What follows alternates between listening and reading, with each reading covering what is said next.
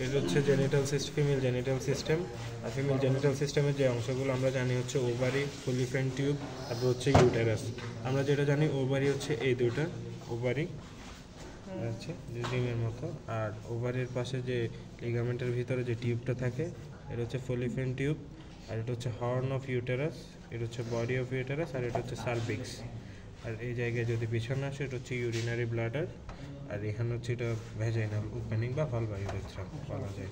আর এখন যদি শেষ করতে নেই, আমরা সার্ভিক্সের যে জিনিসটা জানি, অক্সের ক্ষেত্রে সার্ভিক্সটা খুবই টাইটলি থাকে, খুব ক্লোজড অবস্থায় থাকে, আর সার্ভিক্সের দুইটা ওপেনিং থাকে, একটা হচ্ছে ইউরেথ্রাল ওপেনিং, আর একটা হচ্ছে তোমার ভ্যাজাইনাল ওপেনিং, ইউটেরাল ওপেনিং, আর একটা হচ্ছে ভ্যাজাইনাল ওপেনিং। এটা হচ্ছে ইউরেটারাল ওপেনিং, আর এটা হচ্ছে ভ্যাজাইনাল ওপেনিং যেটা। আর অক্সের ক্ষেত্রে হয় কি, হর্ন অফ ইউটেরাসের বাচ্চার ডেভেলপমেন্ট হয়, আর হর্সের ক্ষেত্রে হয় বডি আর সার্ভিক্সের।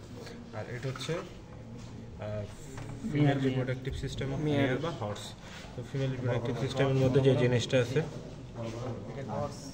অক্স, এটা হচ্ছে ওভারি, আর ওভারির সাথে যেটা থাকবে হচ্ছে ফলিফেন টিউব, মানে খুব একটা বোঝা যাচ্ছে না, ফলিফেন টিউবটা বোঝা যাচ্ছে না। এটা হচ্ছে হর্ন অফ ইউটেরাস, এটা হচ্ছে বডি অফ ইউটেরাস, আর এটা হচ্ছে সার্ভিক্স অফ ইউটেরাস।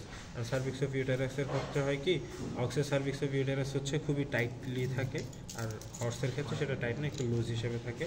আর এটা হচ্ছে ইউরিনারি ব্লাডার, আর এটা ভেজাইনাল ওপেনিংয়ে ভালভ হয়ে যাচ্ছে।